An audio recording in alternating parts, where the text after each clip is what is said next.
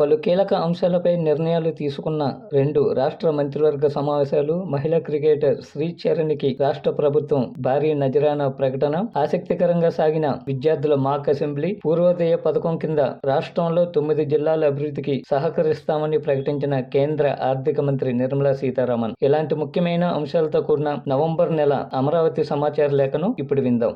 One vision one direction ఇదే ప్రభుత్వ విధానమని, దీనికి అనుగుణంగా రాష్ట్ర ప్రభుత్వ యంత్రాంగం పనిచేయాలని ముఖ్యమంత్రి నారా చంద్రబాబు నాయుడు దిశానిర్దేశం చేశారు. స్వర్ణాంధ్ర 2047 విజన్ దిశగా ప్రభుత్వ యంత్రాంగం పనిచేయాలని ముఖ్యమంత్రి స్పష్టం చేశారు. ఈ మేరకు గ్రామ, వార్డు సచివాలయాలు విజన్ యూనిట్లుగా పనిచేయాలని దిశానిర్దేశం చేశారు. అమరావతిలోని రాష్ట్ర సచివాలయంలో ఈ నెల 6న డేటా ఆధారిత పాలనపై ముఖ్యమంత్రి నేతృత్వంలో సదస్సు నిర్వహించారు.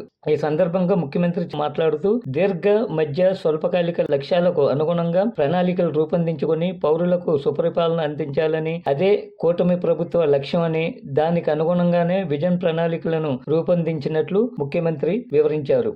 మహిళా క్రికెట్ వరల్డ్ కప్ విజేత టీమిండియా సభ్యురాలైన తెలుగు అమ్మాయి శ్రీచరణ్కి ముఖ్యమంత్రి చంద్రబాబు నాయుడు భారీ నజరానా ప్రకటించారు. శ్రీచరణ్కి 2,05,00,000 నగదు బహుమతి ఇవ్వాలని, దీంతో పాటు ఇల్లు నిర్మించుకునేందుకు కడపలో 1000 చదరపు గజాల స్థలం కేటాయిస్తున్నట్లు, అలాగే రాష్ట్ర ప్రభుత్వంలో గ్రూప్ 1 అధికారిగా ఉద్యోగం కూడా కల్పిస్తామని ముఖ్యమంత్రి చంద్రబాబు స్పష్టం చేశారు. తనకు మద్దతుగా నిలిచినందుకు ఈ సందర్భంగా ఆమె కృతజ్ఞతలు తెలిపారు.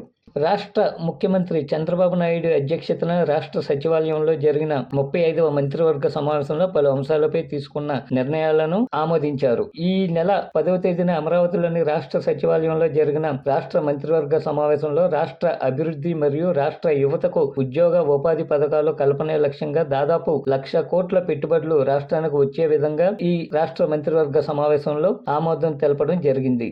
రాష్ట్రంలో కొత్తగా 3 జిల్లాల ఏర్పాటుకు ముఖ్యమంత్రి చంద్రబాబు నాయుడు ఆమోదాన్ని తెలియజేశారు. మార్కాపురం, మదనపల్లి జిల్లాలు రంపచోడవరం కేంద్రంగా పోలవరం జిల్లా ఏర్పాటుకు ముఖ్యమంత్రి నిర్ణయించారు.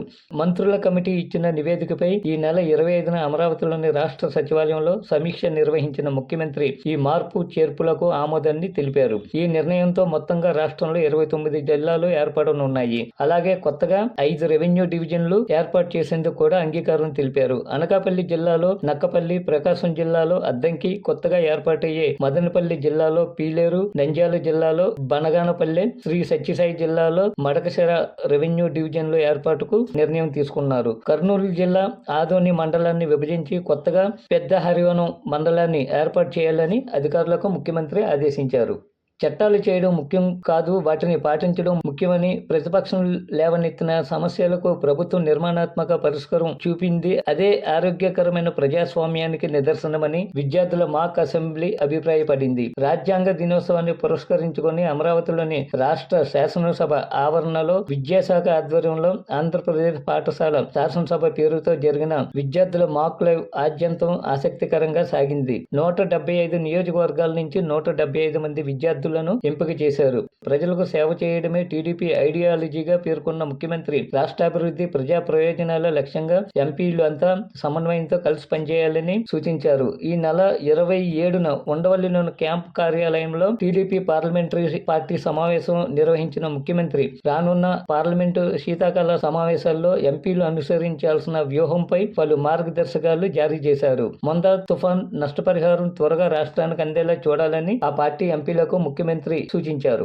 పూర్వోదయ పథకం కింద 9 జిల్లాల అభివృద్ధికి సహకరిస్తామని కేంద్ర ఆర్థిక మంత్రి నిర్మలా సీతారామన్ స్పష్టం చేశారు. రాజధానిలో 15 బ్యాంకులు, బీమా సంస్థల ప్రధాన కార్యాలయాలకు ఈ నెల 28న శంకుస్థాపన చేసిన అనంతరం రైతులను ఉద్దేశించి ప్రసంగించిన కేంద్ర ఆర్థిక మంత్రి రాష్ట్రంలోని 9 జిల్లాల్లోని ఉద్యాన ఉత్పత్తులను ఇతర రాష్ట్రాల మార్కెట్లకు తరలించేందుకు వీలుగా బ్యాంకులు సహకరించాలని ఆదేశించారు. ఇది నవంబర్ నెల అమరావతి సమాచార లేఖ.